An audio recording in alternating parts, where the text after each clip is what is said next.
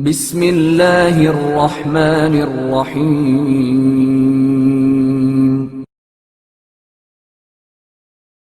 حضرت کمیل ابن زیاد نخعی رضی اللہ تعالی عنہ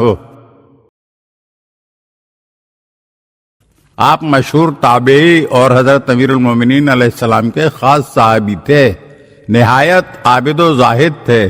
کوفہ آپ کا وطن تھا اور وہیں آپ پیدا ہوئے۔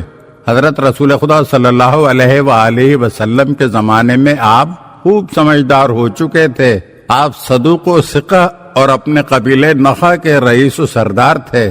حضرت علی علیہ السلام کے ساتھ جنگوں میں شریک رہے، خصوصاً جنگ صفین میں حضرت علی علیہ السلام کی فوج کے نامور بہادروں میں سے تھے۔ حضرت علی علیہ السلام کو کل صحابہ پر فضیلت دیا کرتے تھے۔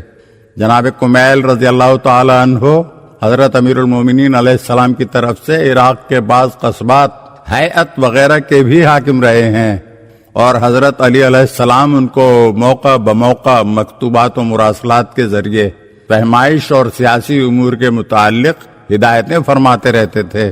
آپ رضی اللہ تعالی عنہ ہی کو حضرت امیر المومنین علیہ السلام نے وہ دعا تعلیم فرمائی تھی جو آج تک دعائے کمیل کے نام سے مشہور و معروف ہے، جس کے پڑھنے کا بہت ثواب ہے۔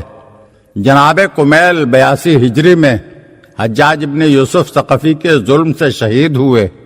مختصر واقعہ شہادت یہ ہے کہ 82 ہجری میں جب حجاج ابن یوسف ثقفی نے کوفے میں بے گناہوں کو ظلم و جفا کے ساتھ قتل کرنا شروع کیا، اور خاص کر مقدس شیعیان حضرت امیر المومنین علیہ السلام چن چن کر شہید کیے جانے لگے، تو اس نے جناب کمیل کی گرفتاری کا حکم نامہ بھی جاری کر دیا۔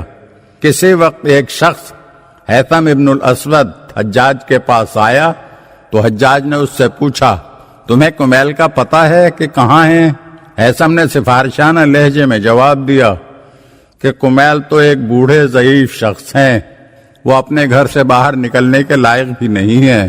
مگر حجاج نے اس کے جواب پر کوئی توجہ نہیں دی اور کمیل کی تلاش شروع کروا دی۔ کہتے ہیں کہ کمیل حجاج کے ظلم کے خوف سے روپوش ہو گئے، اور ان کی قوم نے حجاج کو ان کا پتہ بھی نہیں لگنے دیا۔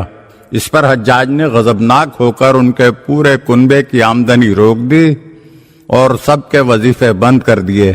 جناب کمیل نے جب یہ خبر سنی تو ہمت کی اور قومی جوش و جذبے سے کہنے لگے، میں تو بہت بوڑھا ہو گیا ہوں، میرے تو یوں ہی مرنے کے دن قریب آ گئے ہیں، مجھ سے یہ ممکن نہیں کہ اپنی ایک جان بچا کر اپنی قوم کو سختی اور پریشانی میں مبتلا کروں۔ یہ کہہ کر وہ اٹھ کھڑے ہوئے اور خود ہی حجاج کے پاس حاضر ہو گئے۔ حجاج نے ان کو دیکھ کر سخت کلامی کی اور درستی سے پیش آیا۔ جناب کمیل نے بھی ویسا ہی ترکی بے ترکی برابر کا جواب دیا اور اس کو ظلم و ستم سے باز رہنے اور خدا سے ڈرنے کی نصیحت کی۔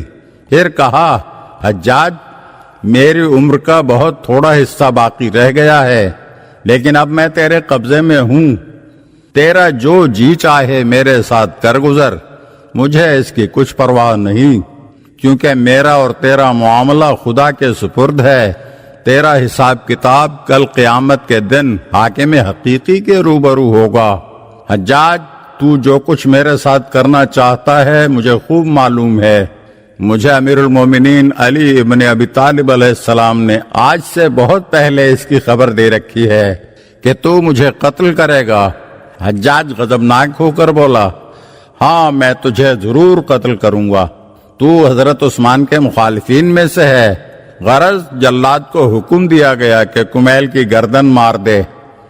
چنانچہ اسی وقت مظلوم کمیل قتل کر دیے گئے، اور جیسا حضرت امیر المومنین علی ابن ابی طالب علیہ السلام نے پیش گوئی میں فرما دیا تھا بالکل ویسا ہی ہوا، اور آپ رضی اللہ تعالی عنہ شہادت کے عظیم درجے پر فائز ہو گئے۔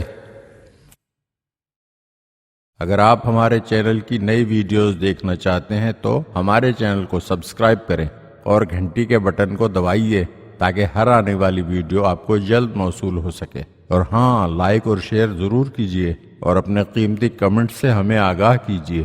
شکریہ۔